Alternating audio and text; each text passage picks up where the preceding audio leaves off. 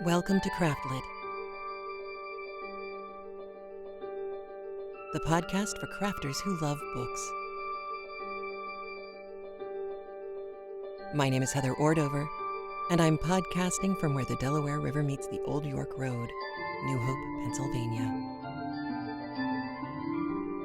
Episode 580.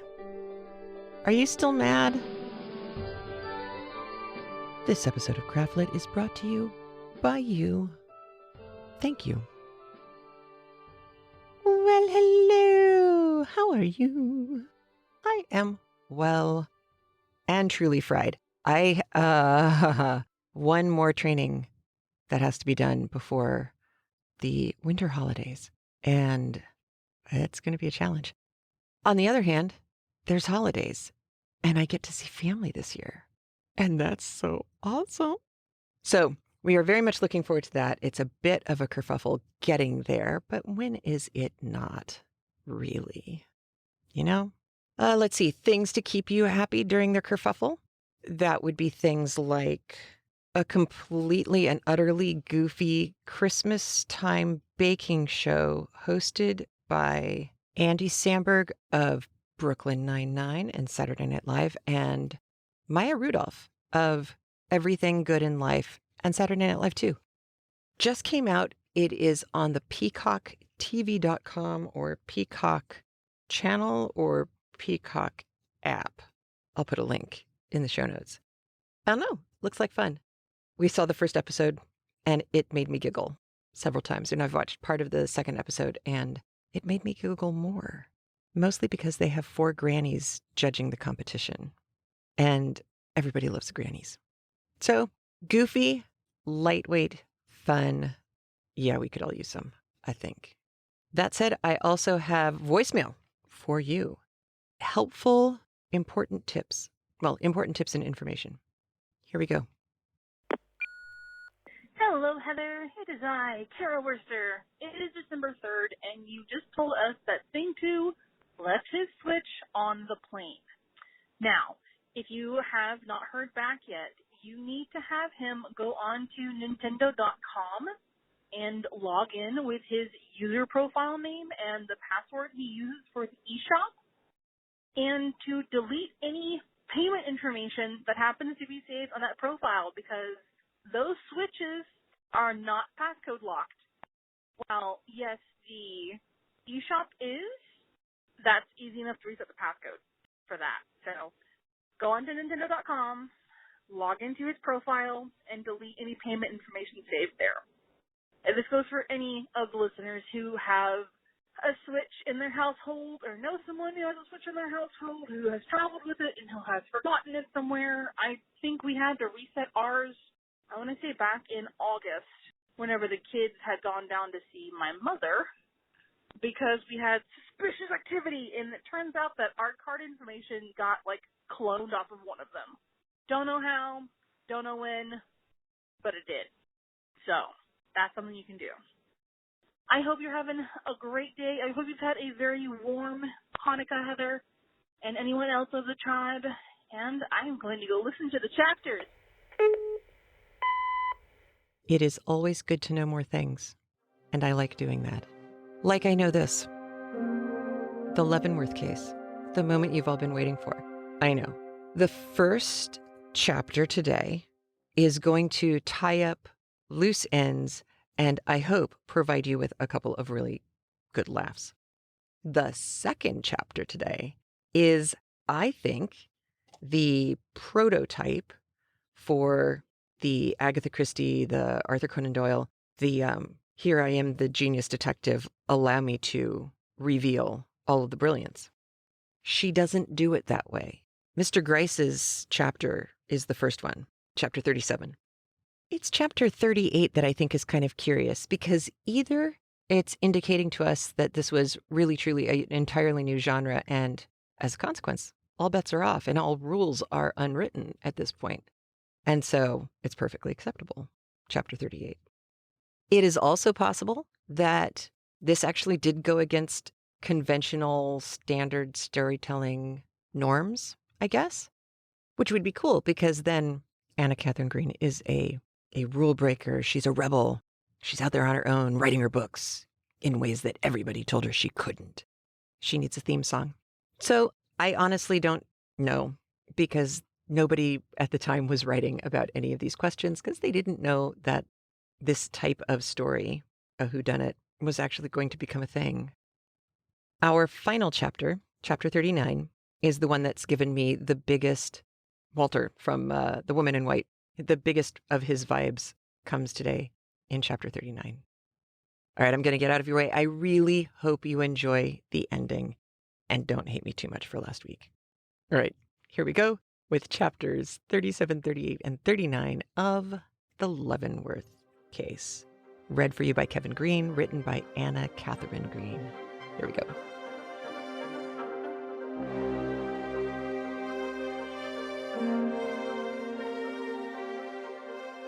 Chapter 37. Culmination. Saint seducing gold. Romeo and Juliet. When our actions do not, our fears do make us traitors. Macbeth. I never saw such a look of mortal triumph on the face of a man as that which crossed the countenance of the detective. "Well," said he, "this is unexpected, but not wholly unwelcome.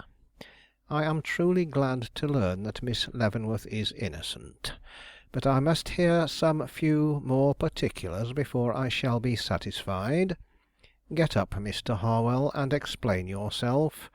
If you are the murderer of Mr. Leavenworth, how comes it that things look so black against everybody but yourself?" But in the hot feverish eyes which sought him from the writhing form at his feet, there was a mad anxiety and pain, but little explanation. Seeing him making unavailing efforts to speak, I drew near. "Lean on me," said I, lifting him to his feet. His face, relieved for ever from its mask of repression, turned towards me with the look of a despairing spirit. "Save, save," he gasped. "Save her, Mary. They are sending a report. Stop it." "Yes," broke in another voice. "If there is a man here who believes in God and prizes woman's honour, let him stop the issue of that report."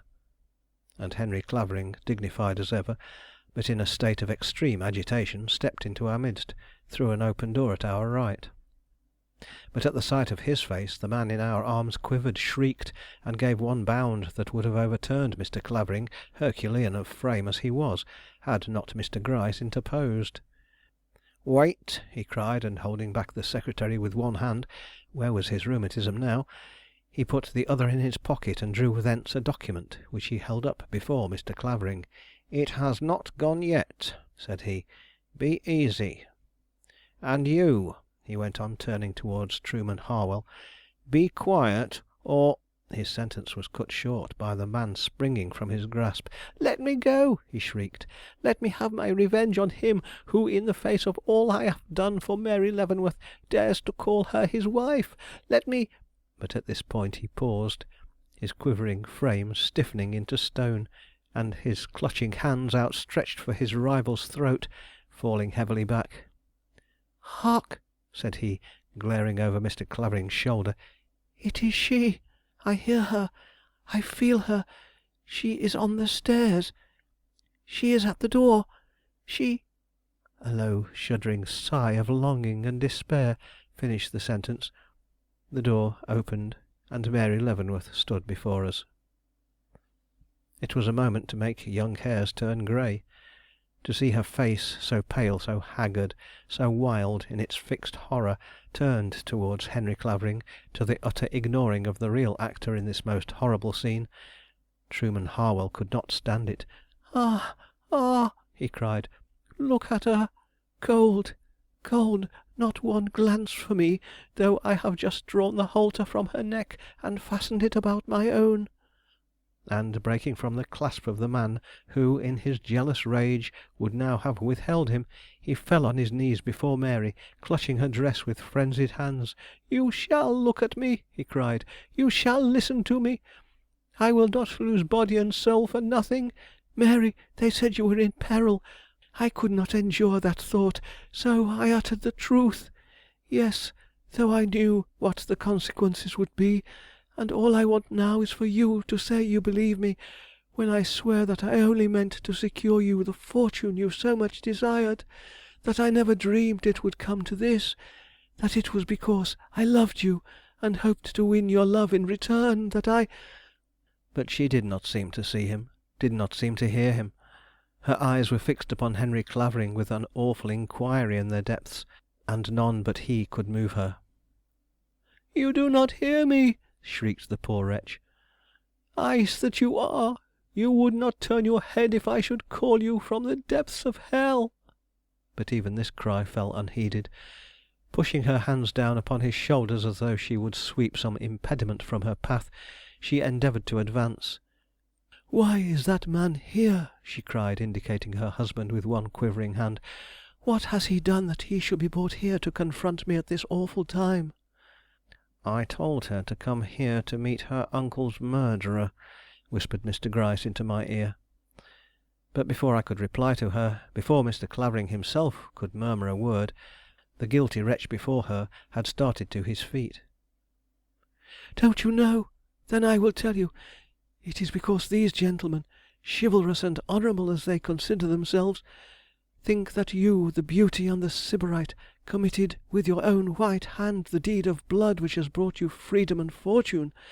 Yes, this man," turning and pointing at me, friend as he has made himself out to be, kindly and honourable as you have doubtless believed him, but who in every look he has bestowed upon you, every word he has uttered in your hearing during all these 4 horrible weeks, has been weaving a cord for your neck, thinks you the assassin of your uncle, and knowing that a man stood at your side ready to sweep half the world from your path if that same white hand rose in bidding, during all those, that I—" "You?" Ah, now she could see him, now she could hear him. "Yes," clutching her robe again as she hastily recoiled. "Didn't you know it? When in that dreadful hour of your rejection by your uncle you cried aloud for some one to help you, didn't you know—" "Don't!" she shrieked, bursting from him with a look of unspeakable horror. "Don't say that! Oh!" she gasped. "Is the mad cry of a stricken woman for aid and sympathy the call for a murderer?" And turning away in horror, she moaned, "Who that ever looks at me now will forget that a man, such a man, dared to think that because I was in mortal perplexity I would accept the murder of my best friend as a relief from it?" Her horror was unbounded. "Oh, what a chastisement for folly!" she murmured. "What a punishment for the love of money which has always been my curse!" Henry Clavering could no longer restrain himself.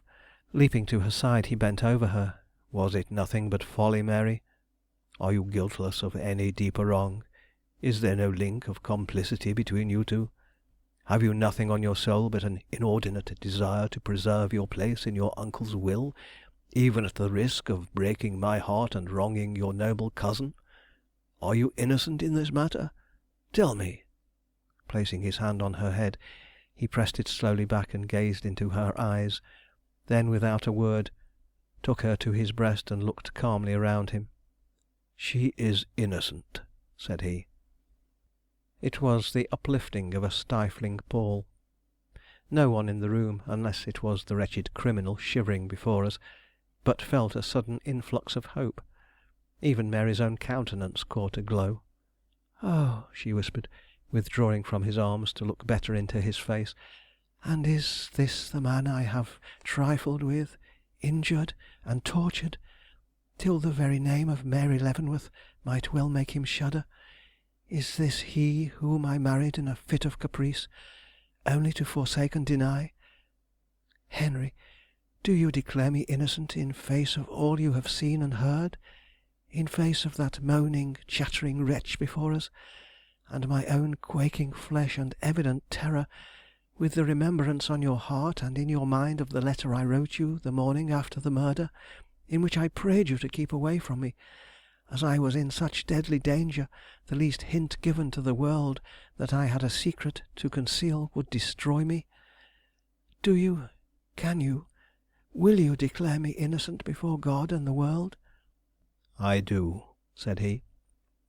A light such as had never visited her face before passed slowly over it. "Then God forgive me the wrong I have done this noble heart, for I can never forgive myself." "Wait," she said, as he opened his lips. "Before I accept any further tokens of your generous confidence, let me show you what I am. You shall know the worst of the woman you have taken to your heart. Mr. Raymond," she cried, turning towards me for the first time, "in those days when, with such an earnest desire for my welfare, you see I do not believe this man's insinuations, you sought to induce me to speak out and tell all I knew concerning this dreadful deed. I did not do it because of my selfish fears. I knew the case looked dark against me. Eleanor had told me so. Eleanor herself, and it was the keenest pang I had to endure, believed me guilty. She had her reasons. She knew first from the directed envelope she had found lying underneath my uncle's dead body on the library table, that he had been engaged at the moment of death in summoning his lawyer to make that change in his will which would transfer my claims to her. Secondly, that, notwithstanding my denial of the same, I had been down to his room the night before, for she had heard my door open and my dress rustle as I passed out. But that was not all. The key that every one felt to be a positive proof of guilt wherever found, had been picked up by her from the floor of my room. The letter written by Mr. Clavering to my uncle was found in my fire, and the handkerchief which she had seen me take from the basket of clean clothes was produced at the inquest stained with pistol grease. I could not account for these things. A web seemed tangled about my feet. I could not stir without encountering some new toil. I knew I was innocent, but if I failed to satisfy my cousin of this, how could I hope to convince the general public, if once called upon to do so? Worse still, if Eleanor, with every apparent motive for desiring long life to our uncle, was held in such suspicion because of a few circumstantial evidences against her, what would I not have to fear if these evidences were turned against me, the heiress? The tone and manner of the juryman at the inquest, that asked who would be most benefited by my uncle's will, showed but too plainly. When, therefore, Eleanor, true to her heart's generous instincts, closed her lips and refused to speak, when speech would have been my ruin, I let her do it, justifying myself with the thought that she had deemed me capable of crime, and so must bear the consequences. Nor, when I saw how dreadful these were likely to prove, did I relent. Fear of the ignominy, suspense, and danger which confession would entail sealed my lips. Only once did I hesitate. That was when, in the last conversation we had, I saw that, notwithstanding appearances, you believed in Eleanor's innocence, and the thought crossed me you might be induced to believe in mine if I threw myself upon your mercy. But just then Mr. Clavering came, and as in a flash I seemed to realize what my future life would be, stained by suspicion, and instead of yielding to my impulse, went so far in the other direction as to threaten Mr. Clavering with a denial of our marriage if he approached me again till all danger was over. Yes, he will tell you that was my welcome to him, when, with heart and brain racked by long suspense, he came to my door for one word of assurance that the peril I was in was not of my own making. That was the greeting I gave him, after a year of silence, every moment of which was torture to him. But he forgives me. I see it in his eyes. I hear it in his accents. And you, oh, if in the long years to come you can forget what I have made Eleanor suffer by my selfish fears, if with the shadow of her wrong before you, you can by the grace of some sweet hope think a little less hardly of me, do so. As for this man, torture could not be worse to me than this standing with him in the same room. Let him come forward and declare if I by look or word have given him reason to believe I understood his passion, much less returned it. "Why ask?" he gasped. "Don't you see it was your indifference which drove me mad? To stand before you, to agonize after you, to follow you with thoughts in every move you made, to know my soul was welded to yours with bands of steel no fire could melt, no force destroy, no strain dissever, to sleep under the same roof, sit at the same table, and yet meet not so much as one look to show me you understood. It was that which made my life a hell. I was determined you should understand. If I had to leap into a pit of flame, you should know what I was, and what my passion for you was. And you do. You comprehend it all now. Shrink as you will from my presence, cower as you may from the weak man you call husband, you can never forget the love of Truman Harwell. Never forget that love was the force which led me down into your uncle's room that night, and lent me will to pull the trigger which poured all wealth you hold this day into your lap. Yes," he went on, towering in his preternatural despair, till even the noble form of Henry Clavering looked dwarfed beside him, "every dollar that chinks from your purse shall talk of me. Every gewgaw which flashes on that haughty head, too haughty to bend to me, shall shriek my name into your ears. Fashion, pomp, luxury, you will have them all, but till gold loses its glitter and ease its attraction, you will never forget the hand that gave them to you." With a look whose evil triumph I cannot describe, he put his hand into the arm of the waiting detective, and in another moment would have been led from the room, when Mary, crushing down the swell of emotions that was seething in her breast, lifted her head and said: "No, Truman Harwell, I cannot give you even that thought for your comfort. Wealth so laden would bring nothing but torture. I cannot accept the torture, so must release the wealth. From this day Mary Clavering owns nothing but what comes to her from the husband she has so long and so basely wronged." And raising her hands to her ears, she tore out the diamonds which hung there, and flung them at the feet of the unfortunate man. It was the final wrench of the rack. With a yell such as I never thought to listen to from the lips of a man, he flung up his arms, while all the lurid light of madness glared on his face. "And I have given my soul to hell for a shadow," he moaned, "for a shadow." "Well, that is the best day's work I ever did. Your congratulations, Mr. Raymond, upon the success of the most daring game ever played in a detective's office." I looked at the triumphant countenance of Mr. Gryce in amazement. "What do you mean?" I cried. "Did you plan all this?" "Did I plan it?" he repeated. "Could I stand here, seeing how things have turned out, if I had not? Mr. Raymond, let us be comfortable. You are a gentleman, but we can well shake hands over this. I have never known such a satisfactory conclusion to a bad piece of business in all my professional career." We did shake hands, long and fervently, and then I asked him to explain himself.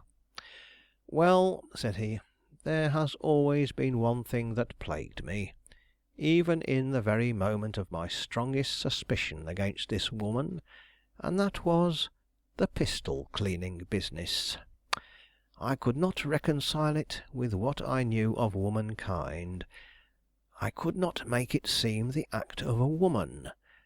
Did you ever know a woman who cleaned a pistol? No. They can fire them, and do, but after firing them they do not clean them. Now, it is a principle which every detective recognizes, that if of 100 leading circumstances connected with a crime, 99 of these are acts pointing to the suspected party with unerring certainty, but the 100th equally important act one which that person could not have performed, the whole fabric of suspicion is destroyed. Recognizing this principle, then, as I have said, I hesitated when it came to the point of arrest. The chain was complete, the links were fastened, but one link was of a different size and material from the rest, and in this argued a break in the chain. I resolved to give her a final chance.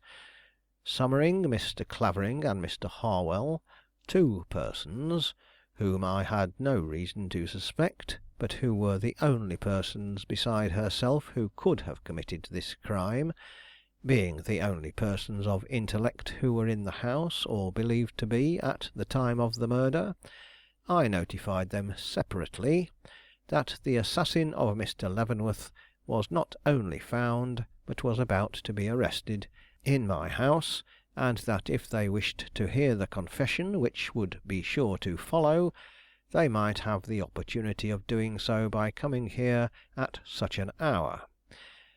They were both too much interested, though for very different reasons, to refuse, and I succeeded in inducing them to conceal themselves in the 2 rooms from which you saw them issue, knowing that if either of them had committed this deed, he had done it for the love of Mary Leavenworth, and consequently could not hear her charged with the crime and threatened with arrest without betraying himself.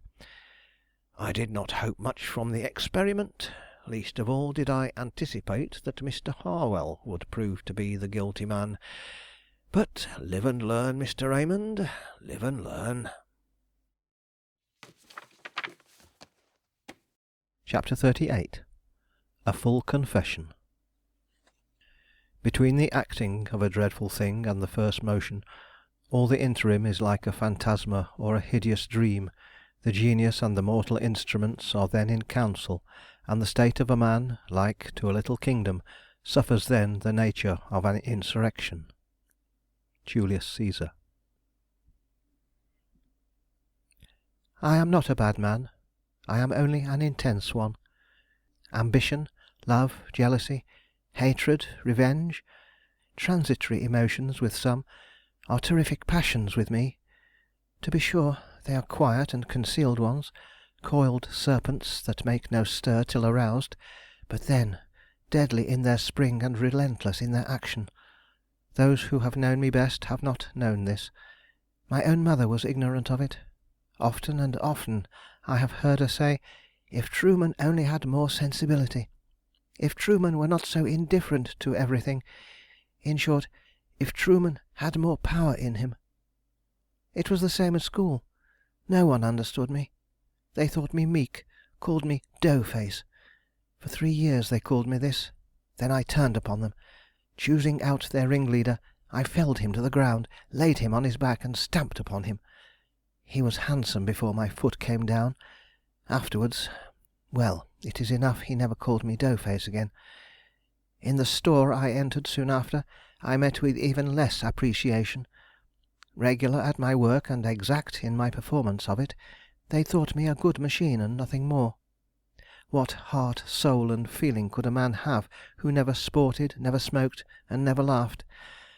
I could reckon up figures correctly, but one scarcely needed heart or soul for that. I could even write day by day and month by month without showing a flaw in my copy, but that only argued I was no more than they intimated, a regular automaton. I let them think so, with the certainty before me that they would one day change their minds as others had done. The fact was, I loved nobody well enough, not even myself, to care for any man's opinion. Life was well nigh a blank to me, a dead level plain that had to be traversed whether I would or not, and such it might have continued to this day if I had never met Mary Leavenworth. But when, some 9 months since, I left my desk in the counting-house for a seat in Mr. Leavenworth's library, a blazing torch fell into my soul whose flame has never gone out, and never will till the doom before me is accomplished. She was so beautiful. When, on that first evening, I followed my new employer into the parlor, and saw this woman standing up before me in her half alluring, half appalling charm, I knew, as by a lightning flash, what my future would be if I remained in that house. She was in one of her haughty moods, and bestowed upon me little more than a passing glance. But her indifference made slight impression upon me then. It was enough that I was allowed to stand in her presence, and look unrebuked upon her loveliness. To be sure, it was like gazing into the flower-wreathed crater of an awakening volcano. Fear and fascination were in each moment I lingered there, but fear and fascination made the moment what it was, and I could not have withdrawn if I would. And so it was always. Unspeakable pain, as well as pleasure, was in the emotion with which I regarded her. Yet for all that I did not cease to study her hour by hour and day by day, her smiles, her movement, her way of turning her head or lifting her eyelids. I had a purpose in this. I wished to knit her beauty so firmly into the warp and woof of my being that nothing could ever serve to tear it away. For I saw then, as plainly as now, that, coquette though she was, she would never stoop to me.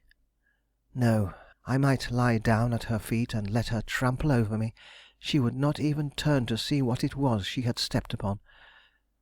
I might spend days, months, years, learning the alphabet of her wishes, she would not thank me for my pains, or even raise the lashes from her cheek to look at me as I passed. I was nothing to her, could not be anything, unless, and this thought came slowly, I could in some way become her master. Meantime I wrote at Mr. Leavenworth's dictation and pleased him. My methodical ways were just to his taste. As for the other member of the family, Miss Eleanor Leavenworth, she treated me just as one of her proud but sympathetic nature might be expected to do. Not familiarly, but kindly; not as a friend, but as a member of the household whom she met every day at table, and who, as she or any one else could see, was none too happy or hopeful. 6 months went by. I had learned 2 things. First, that Mary Leavenworth loved her position as prospective heiress to a large fortune above every other earthly consideration; and secondly, that she was in the possession of a secret which endangered that position. What this was I had for some time no means of knowing, but when later I became convinced it was one of love, I grew hopeful, strange as it may seem. For by this time I had learned Mr. Leavenworth's disposition almost as perfectly as that of his niece, and knew that in a matter of this kind he would be uncompromising, and that in the clashing of these 2 wills something might occur which would give me a hold upon her. The only thing that troubled me was the fact that I did not know the name of the man in whom she was interested. But chance soon favored me here. One day, a month ago now, I sat down to open Mr. Leavenworth's mail as usual. One letter, shall I ever forget it, ran thus: Hoffman House, March 1st, 1876. Mr. Horatio Leavenworth. Dear Sir, you have a niece whom you love and trust, one, too, who seems worthy of all the love and trust that you or any other man can give her. So beautiful, so charming, so tender is she in face, form, manner, and conversation. But, dear sir, every rose has its thorn, and your rose is no exception to this rule. Lovely as she is, charming as she is, tender as she is not only capable of trampling on the rights of one who trusted her, but of bruising the heart and breaking the spirit of him to whom she owes all duty, honor, and observance. If you don't believe this, ask her to her cruel, bewitching face, who and what is her humble servant, and yours, Henry Ritchie Clavering. If a bombshell had exploded at my feet, or the evil one himself appeared at my call, I would not have been more astounded. Not only was the name signed to these remarkable words unknown to me, but the epistle itself was that of one who felt himself to be her master, a position which, as you know, I was myself aspiring to occupy. For a few minutes then I stood a prey to feelings of the bitterest wrath and despair. Then I grew calm, realizing that with this letter in my possession I was virtually the arbitrator of her destiny. Some men would have sought her there and then, and by threatening to place it in her uncle's hand, won from her a look of entreaty, if no more. But well, my plans went deeper than that. I knew she would have to be in extremity before I could hope to win her. She must feel herself slipping over the edge of the precipice before she would clutch at the first thing offering succor. I decided to allow the letter to pass into my employer's hands. But it had been opened. How could I manage to give it to him in this condition without exciting his suspicion? I knew of but one way: to let him see me open it for what he would consider the first time. So, waiting till he came into the room, I approached him with the letter, tearing off the end of the envelope as I came. Opening it, I gave a cursory glance at its contents and tossed it down on the table before him. "That appears to be of a private character," said I, "though there is no sign to that effect on the envelope." He took it up while I stood there. At the first word he started, looked at me, seemed satisfied from my expression that I had not read far enough to realize its nature, and, whirling slowly around in his chair, devoured the remainder in silence. I waited a moment, then withdrew to my own desk. 1 minute, 2 minutes passed in silence. He was evidently re-reading the letter. Then he hurriedly rose and left the room. As he passed me, I caught a glimpse of his face in the mirror. The expression I saw there did not tend to lessen the hope that was rising in my breast. By following him almost immediately upstairs, I ascertained that he went directly to Mary's room, and when, in a few hours later, the family collected around the dinner table, I perceived, almost without looking up, that a great and insurmountable barrier had been raised between him and his favorite niece.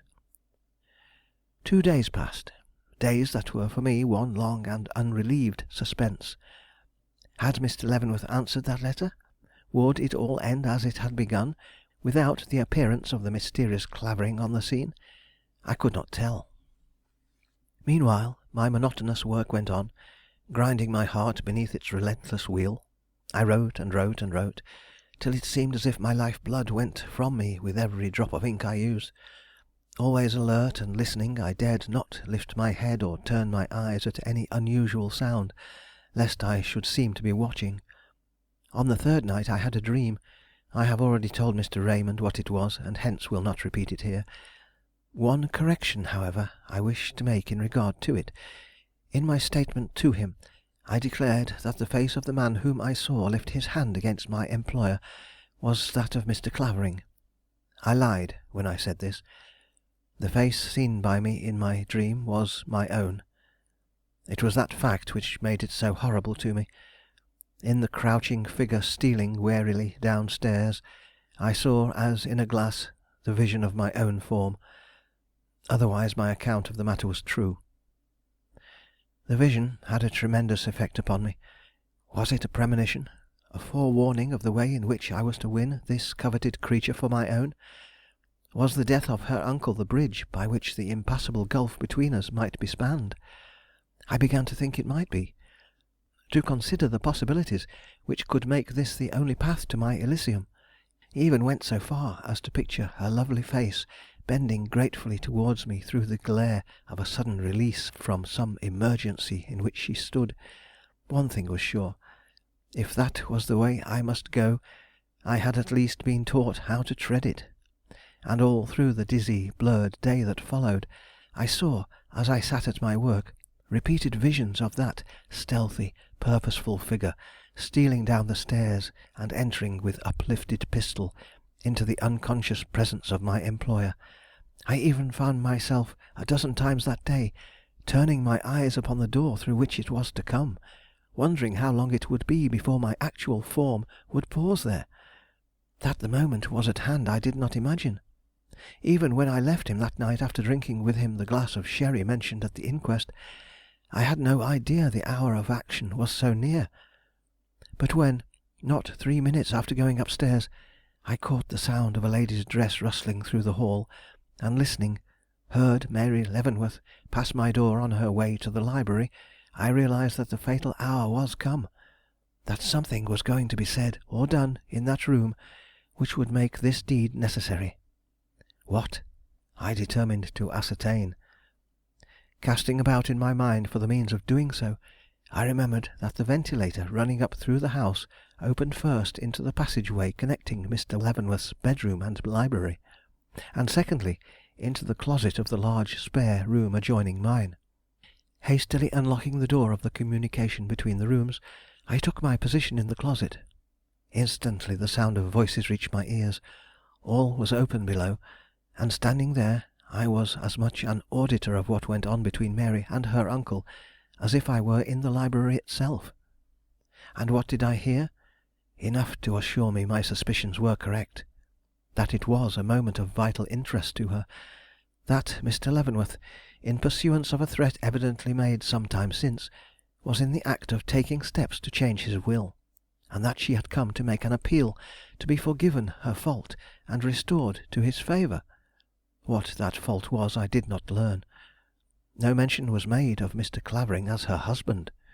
I only heard her declare that her action had been the result of impulse rather than love, that she regretted it, and desired nothing more than to be free from all obligations to one she would fain forget, and be again to her uncle what she was before she ever saw this man. I thought, fool that I was, it was a mere engagement she was alluding to, and took the insanest hope from these words, and when, in a moment later, I heard her uncle reply in his sternest tone that she had irreparably forfeited her claims to his regard and favor, I did not need her short and bitter cry of shame and disappointment, or that low moan for some one to help her, for me to sound his death knell in my heart. Creeping back to my own room, I waited till I heard her reascend, then I stole forth. Calm as I had ever been in my life, I went down the stairs, just as I had seen myself do in my dream, and, knocking lightly at the library door, went in. Mr. Leavenworth was sitting in his usual place writing. "Excuse me," said I, as he looked up. "I have lost my memorandum book, and think it possible I may have dropped it in the passageway when I went for the wine." He bowed, and I hurried past him into the closet. Once there, I proceeded rapidly into the room beyond, procured the pistol, returned, and almost before I realized what I was doing, had taken up my position behind him, aimed, and fired. The result was what you know. Without a groan, his head fell forward on his hands, and Mary Leavenworth was the virtual possessor of the thousands she coveted. My first thought was to procure the letter he was writing.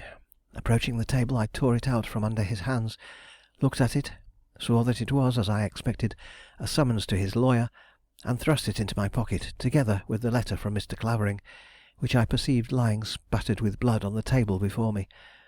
Not till this was done did I think of myself, or remember the echo which that low, sharp report must have made in the house.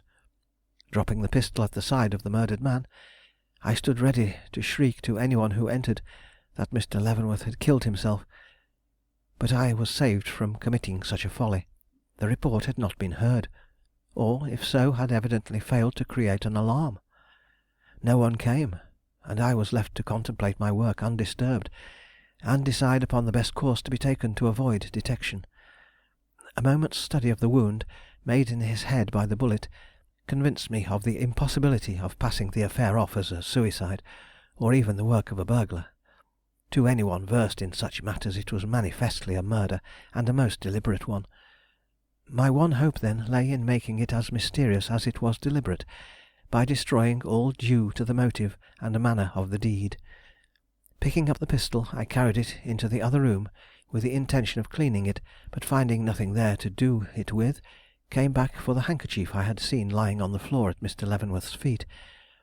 It was Miss Eleanor's, but I did not know it till I had used it to clean the barrel. Then the sight of her initials in one corner so shocked me, I forgot to clean the cylinder, and only thought of how I could do away with this evidence of her handkerchief having been employed for a purpose so suspicious. Not daring to carry it from the room, I sought for means to destroy it, but finding none, compromised the matter by thrusting it deep down behind the cushion of one of the chairs, in the hope of being able to recover and burn it the next day. This done, I reloaded the pistol, locked it up, and prepared to leave the room. But here the horror which usually follows such deeds struck me like a thunderbolt, and made me for the first time uncertain in my action. I locked the door on going out, something I should never have done. Not till I'd reached the top of the stairs did I realize my folly, and then it was too late. For there before me, candle in hand, and surprise written on every feature of her face, stood Hannah, one of the servants, looking at me. "Law, sir, where have you been?" she cried. but strange to say, in a low tone, "you look as if you had seen a ghost." And her eyes turned suspiciously to the key which I held in my hand. I felt as if some one had clutched me round the throat. Thrusting the key into my pocket, I took a step towards her. "I will tell you what I have seen if you will come downstairs," I whispered. "The ladies will be disturbed if we talk here." And smoothing my brow as best I could, I put out my hand and drew her towards me. What my motive was I hardly knew. The action was probably instinctive. But when I saw the look which came into her face as I touched her, and the alacrity with which she prepared to follow me, I took courage, remembering the one or two previous tokens I had of this girl's unreasonable susceptibility to my influence, a susceptibility which I now felt could be utilized and made to serve my purpose. Taking her down to the parlor floor, I drew her into the depths of the great drawing room, and there told her in the least alarming way possible what had happened to Mr. Leavenworth. She was of course intensely agitated, but she did not scream, the novelty of her position evidently bewildering her, and greatly relieved, I went on to say that I did not know who had committed the deed, but that folks would declare that it was I if they knew I had been seen by her on the stairs with the library key in my hand. "But I won't tell," she whispered, trembling violently in her fright and eagerness. "I will keep it to myself. I will say I didn't see anybody." But I soon convinced her that she could never keep her secret if the police once began to question her, and following up my argument with a little cajolery, succeeded after a long while in winning her consent to leave the house till the storm should be blown over. But that given it was some little time before I could make her comprehend that she must depart at once, and without going back after her things. Not till I brightened up her wits by a promise to marry her some day if she only obeyed me now, did she begin to look the thing in the face and show any evidence of the real mother wit she evidently possessed. "Mrs. Belden would take me in," said she, "if I could only get to R. She takes everybody in who asks her, and she would keep me too if I told her Miss Mary sent me. But I can't get there to night." I immediately set to work to convince her that she could. The midnight train did not leave the city for half hour yet, and the distance to the depot could be easily walked by her in 15 minutes. But she had no money. I easily supplied that. And she was afraid she couldn't find her way. I entered into minutest directions.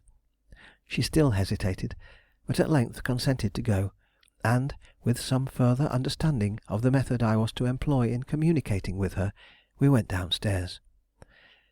There we found a hat and shawl of the cook's, which I put on her, and in another moment we were in the carriage yard.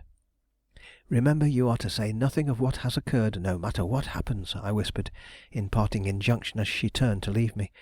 "Remember, you are to come and marry me some day." She murmured in reply, throwing her arms around my neck. The movement was sudden, and it was probably at this time she dropped the candle she had unconsciously held clenched in her hand till now. I promised her, and she glided out of the gate.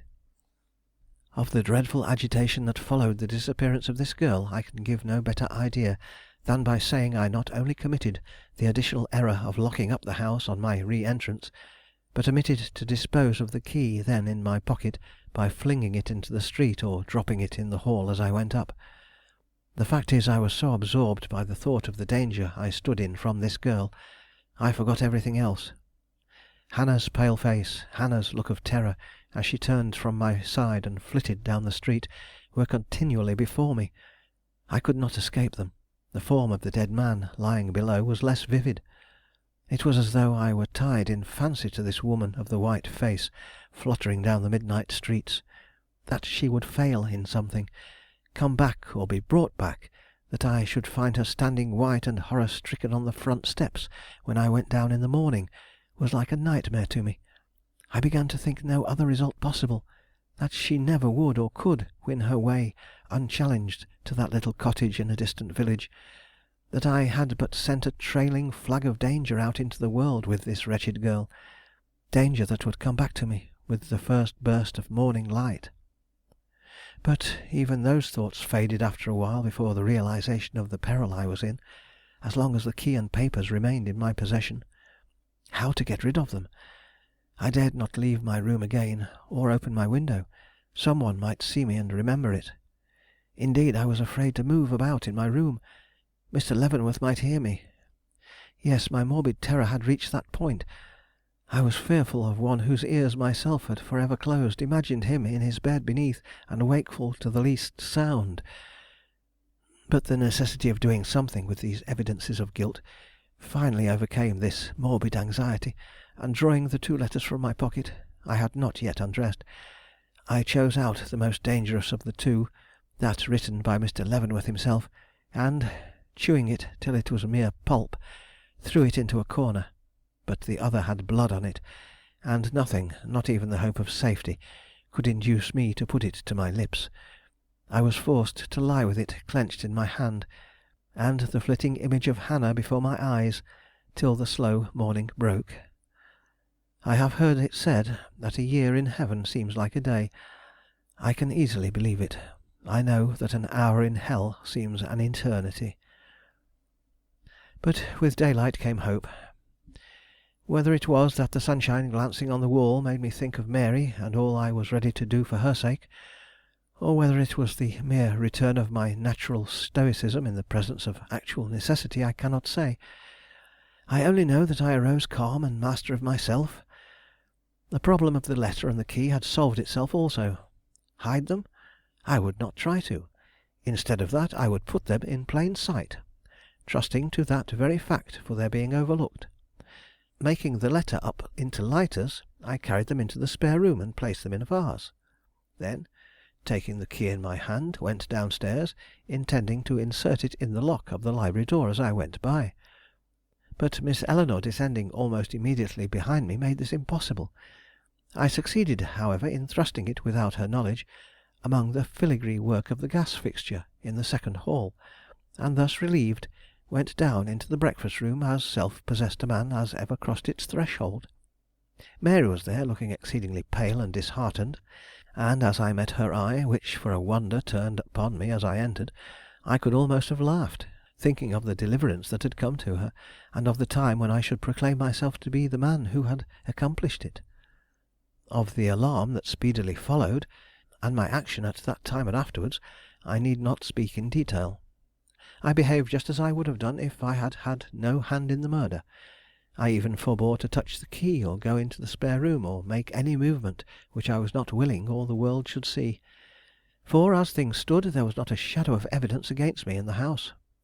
Neither was I a hard-working, uncomplaining secretary, whose passion for one of his employer's nieces was not even mistrusted by the lady herself, a person to be suspected of the crime which threw him out of a fair situation. So I performed all the duties of my position, summoning the police, and going for Mr. Veeley, just as I would have done if those hours between me leaving Mr. Leavenworth for the first time and going down to breakfast in the morning had been blotted from my consciousness. And this was the principle upon which I based my action at the inquest. Leaving that half hour and its occurrences out of the question, I resolved to answer such questions as might be put me as truthfully as I could. The great fault with men situated as I was usually being that they lied too much, thus committing themselves on unessential matters. But alas, in thus planning for my own safety, I forgot one thing, and that was the dangerous position in which I should thus place Mary Leavenworth, as the one benefited by the crime. Not till the inference was drawn by a juror from the amount of wine found in Mr. Leavenworth's glass in the morning, that he had come to his death shortly after my leaving him, did I realize what an opening I had made for suspicion in her direction by admitting that I had heard a rustle on the stair a few minutes after going up. That all present believed it to have been made by Eleanor did not reassure me. She was so completely disconnected with the crime, I could not imagine suspicion holding to her for an instant. But Mary, if a curtain had been let down before me, pictured with the future as it has since developed, I could not have seen more plainly what her position would be, if attention were once directed towards her. So, in the vain endeavor to cover up my blunder, I began to lie. Forced to admit that a shadow of disagreement had been lately visible between Mr. Leavenworth and one of his nieces, I threw the burden of it upon Eleanor, as the one best able to bear it. the consequences were more serious than I anticipated. Direction had been given to suspicion, which every additional evidence that now came up seemed by some strange fatality to strengthen. Not only was it proved that Mr. Leavenworth's own pistol had been used in the assassination, and that too by a person then in the house, but I myself was brought to acknowledge that Eleanor had learned from me, only a little while before, how to load, aim, and fire this very pistol, a coincidence mischievous enough to have been of the devil's own making. Seeing all this, my fear of what the ladies would admit when questioned became very great. Let them in their innocence acknowledge that, upon my assent, Mary had gone to her uncle's room for the purpose of persuading him not to carry into effect the action he contemplated, and what consequences might not ensue. I was in a torment of apprehension, but events of which I had at that time no knowledge had occurred to influence them. Eleanor, with some show of reason as it seems, not only suspected her cousin of the crime, but had informed her of the fact, and Mary, overcome with terror at finding there was more or less circumstantial evidence supporting the suspicion, decided to deny whatever told against herself, trusting to Eleanor's generosity not to be contradicted. Nor was her confidence misplaced, though by the course she took, Eleanor was forced to deepen the prejudice already rife against herself.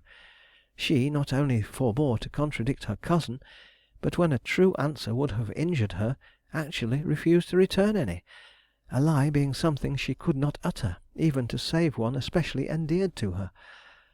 This conduct of hers had one effect upon me. It aroused my admiration, and made me feel that here was a woman worth helping if assistance could be given without danger to myself. Yet I doubt if my sympathy would have led me into doing anything if I had not perceived, by the stress laid upon certain well-known matters, that actual danger hovered about us all while the letter and key remained in the house. Even before the handkerchief was produced, I had made up my mind to attempt their destruction. But when that was brought up and shown, I became so alarmed, I immediately rose and, making my way under some pretence or other to the floors above, snatched the key from the gas fixture, the lighters from the vase, and hastening with them down the hall to Mary Leavenworth's room, went in under the expectation of finding a fire there in which to destroy them. But to my heavy disappointment there were only a few smouldering ashes in the grate, and, thwarted in my design, I stood hesitating what to do, when I heard some one coming up the stairs. Alive to the consequences of being found in that room at that time, I cast the lighters into the grate and started for the door. But in the quick move I made, the key flew from my hand and slid under a chair. Aghast at the mischance, I paused, but the sound of approaching steps increasing, I lost all control over myself and fled from the room. And indeed I had no time to lose. I had barely reached my own door when Eleanor Leavenworth, followed by two servants, appeared at the top of the staircase and proceeded towards the room I had just left. The sight reassured me she would see the key and take some means of disposing it, and indeed I always supposed her to have done so, for no further word of the key or letter ever came to my ears. This may explain why the questionable position in which Eleanor soon found herself awakened in me no great anxiety. I thought the suspicions of the police rested upon nothing more tangible than the peculiarity of her manner at the inquest and the discovery of her handkerchief on the scene of the tragedy. I did not know they possessed what might be called absolute proof of her connection with the crime. But if I had, I doubt if my course would have been any different. Mary's peril was the one thing capable of influencing me, and she did not appear to be in peril. On the contrary, every one by common consent seemed to ignore all appearance of guilt on her part. If Mr. Gryce, whom I soon learned to fear, had given one sign of suspicion, or Mr. Raymond, whom I speedily recognized as my most persistent, though unconscious foe, had betrayed the least distrust of her, I should have taken warning, but they did not, and, lulled into a false security by their manner, I let the days go by without suffering any fears on her account, but not without many anxieties for myself. Hannah's existence precluded all sense of personal security. Knowing the determination of the police to find her, I trod the verge of an awful suspense continually. Meantime, the wretched certainty was forcing itself upon me that I had lost instead of gained a hold on Mary Leavenworth. Not only did she evince the utmost horror of the deed which had made her mistress of her uncle's wealth, but owing, as I believed, to the influence of Mr. Raymond, soon gave evidence that she was losing, to a certain extent, the characteristics of mind and heart which had made me hopeful of winning her by this deed of blood. This revelation drove me almost insane. Under the terrible restraint forced upon me, I walked my weary round in a state of mind bordering on frenzy.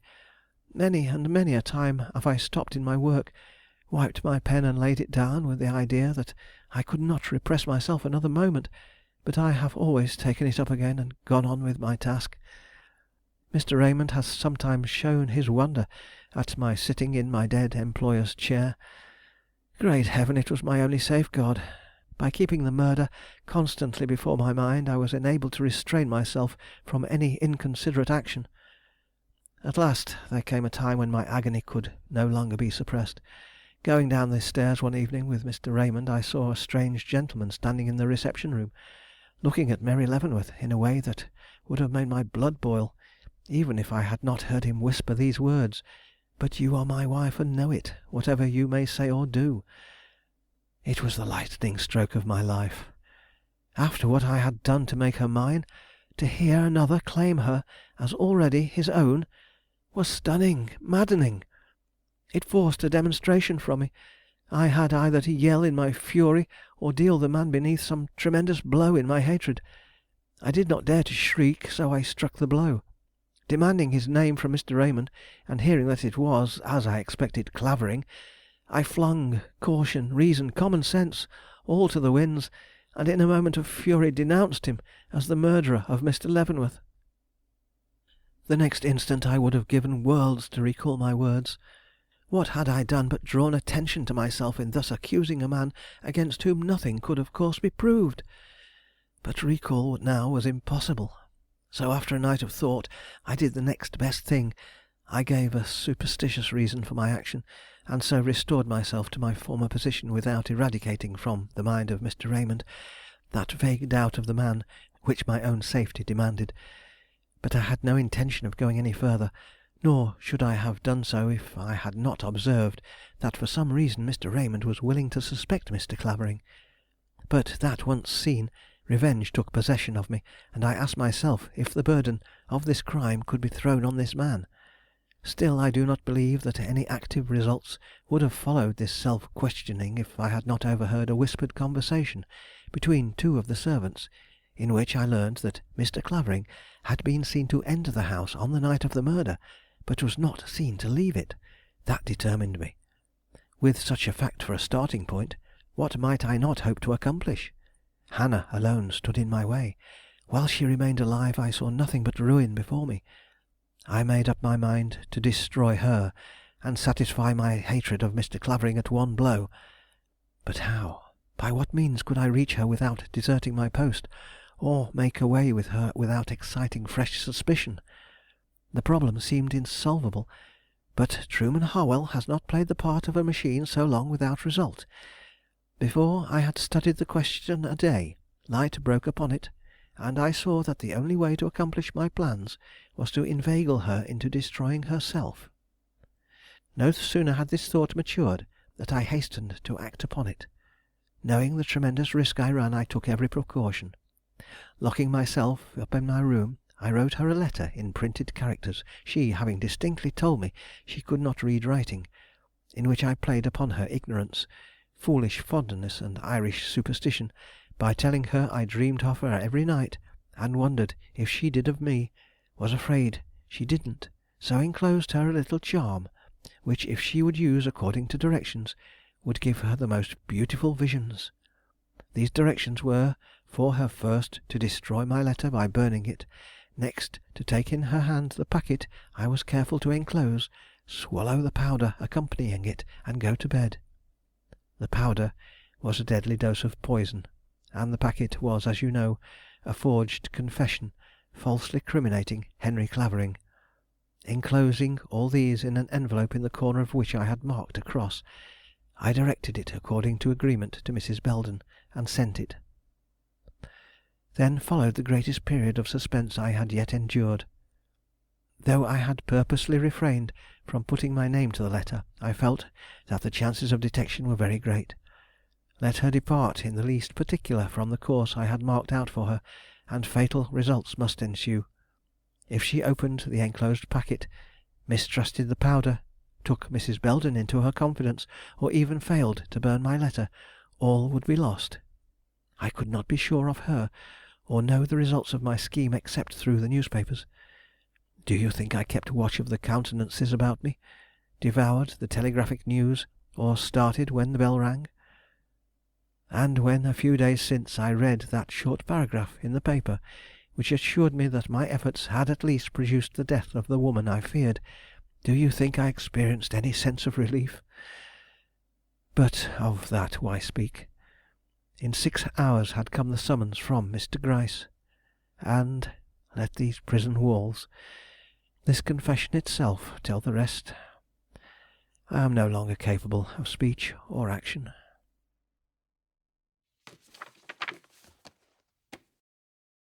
Chapter 39. The Outcome of a Great Crime. Leave her to heaven, and to those thorns that in her bosom lodge, to prick and sting her. Hamlet. For she is wise, if I can judge of her, and fair she is, if that mine eyes be true, and true she is, as she has proved herself, and therefore, like herself, wise, fair, and true, shall she be placed in my constant soul. Merchant of Venice. "Oh, Eleanor," I cried, as I made my way into her presence, "are you prepared for very good news? News that will brighten these pale cheeks, and give the light back to these eyes, and make life hopeful and sweet to you once more? Tell me," I urged, stooping over her where she sat, for she looked ready to faint. "I don't know," she faltered. "I fear your idea of good news and mine may differ. No news can be good but—" "What?" I asked, taking her hands in mine with a smile that ought to have reassured her. It was one of such profound happiness. "Tell me! Do not be afraid." But she was. Her dreadful burden had lain upon her so long it had become a part of her being. How could she realize it was founded on a mistake, that she had no cause to fear the past, present, or future? But when the truth was made known to her, when, with all the fervor and gentle tact of which I was capable, I showed her that her suspicions had been groundless, and that Truman Harwell, and not Mary, was accountable for the evidences of crime which had led her into attributing to her cousin the guilt of her uncle's death, her first words were a prayer to be taken to the one she had so wronged. "Take me to her! Oh, take me to her! I cannot breathe or think till I have begged pardon of her on my knees. Oh, my unjust accusation! My unjust accusation!" Seeing the state she was in, I deemed it wise to humor her. So, procuring a carriage, I drove with her to her cousin's home. "Mary will spurn me. She will not even look at me, and she will be right," she cried as we rolled away up the avenue. "An outrage like this can never be forgiven. But God knows I thought myself justified in my suspicions. If you knew—" "I do know," I interposed.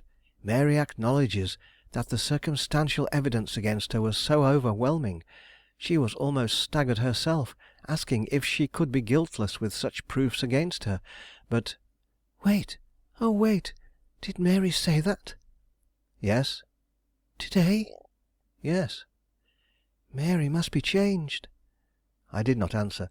I wanted her to see for herself the extent of that change. But when, in a few minutes later, the carriage stopped and I hurried with her into the house which had been the scene of so much misery, I was hardly prepared for the difference in her own countenance which the hall light revealed. Her eyes were bright, her cheeks were brilliant, her brow lifted and free from shadow, so quickly does the ice of despair melt in the sunshine of hope. Thomas, who had opened the door, was somberly glad to see his mistress again. "Miss Leavenworth is in the drawing room," said he. I nodded, then seeing that Eleanor could scarcely move for agitation, asked her whether she would go in at once or wait till she was more composed. I will go in at once. I cannot wait." And slipping from my grasp, she crossed the hall and laid her hand upon the drawing-room curtain, when it was suddenly lifted from within, and Mary stepped out. "Mary!" "Eleanor!"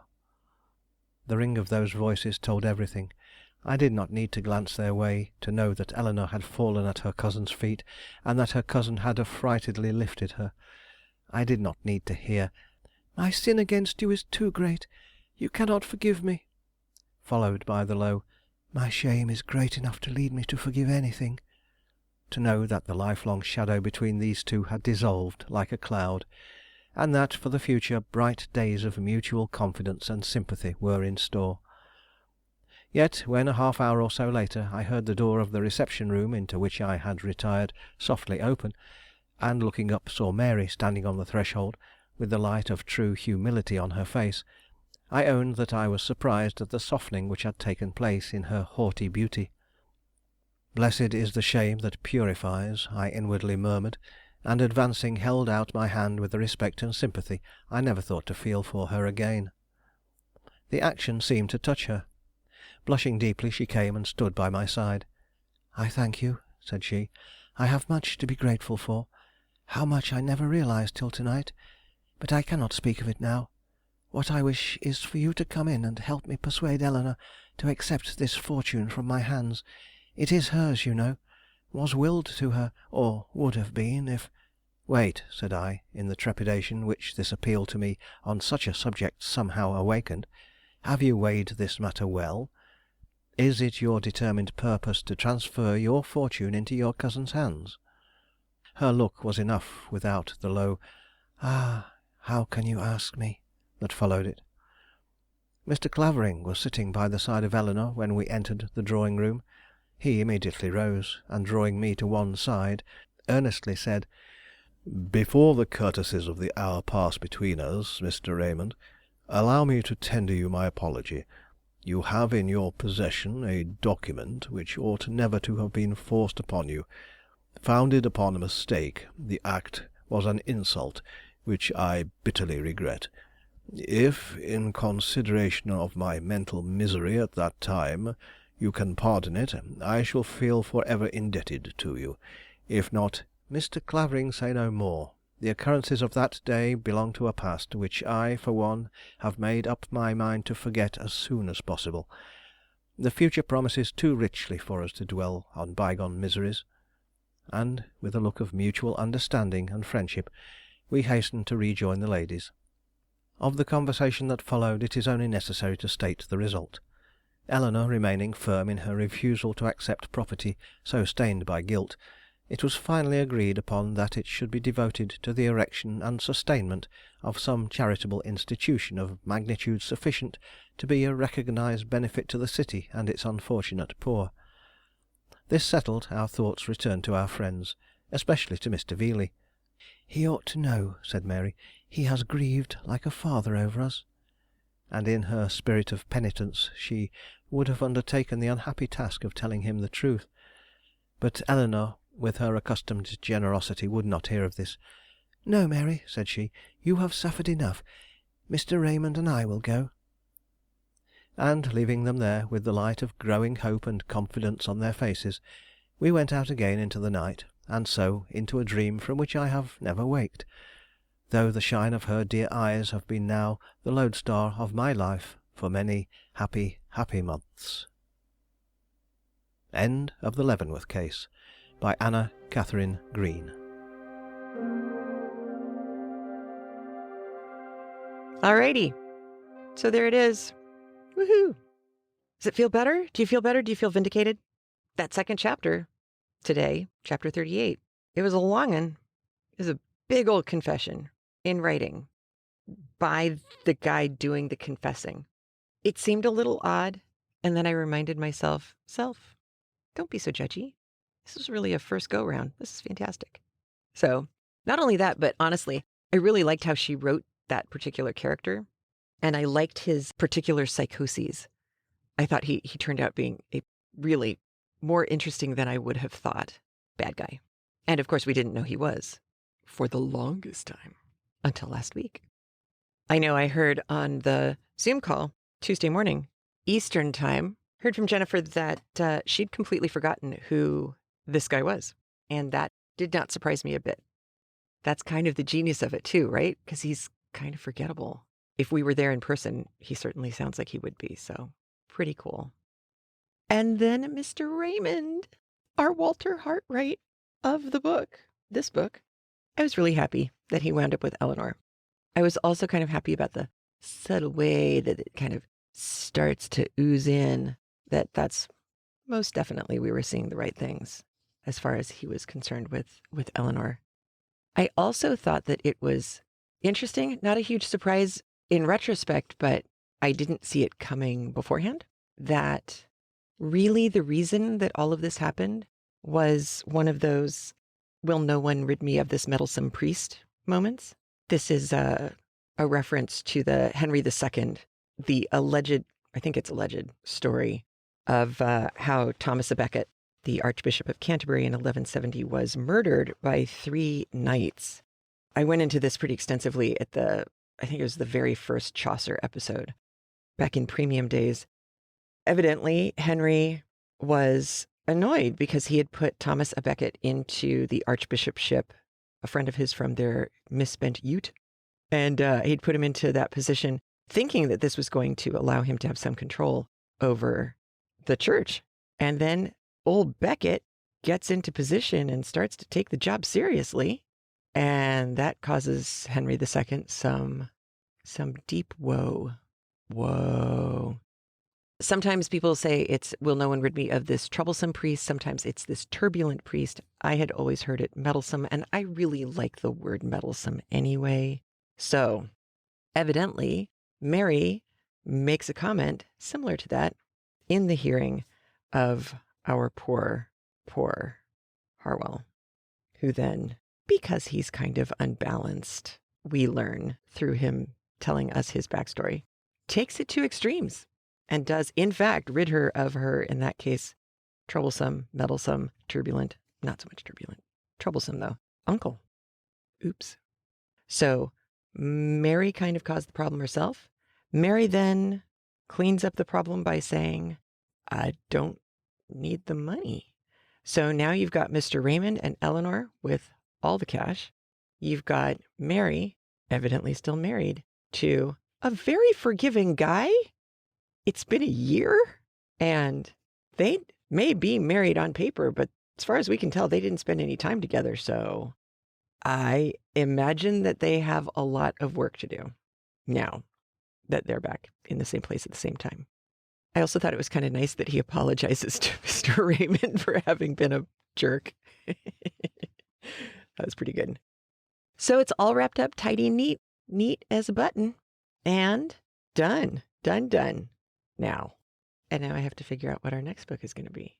We have several titles in the running, and of course, threats on the table from Jennifer in Illinois. If I don't choose the book that she is dreaming of. No worries, though. I can stand up. I can be good.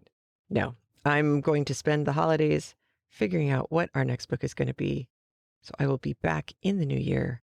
Christmas episodes should be posting now. The feed did some weird breaky thing, so I am working on that. And that's it. Don't forget, if you have Christmas stories that you would like me to share in 2022, please send them to me. You can write to heather@craftlit.com. You can call our voice line, 1-206-350-1642, and let me know. Thanks so much.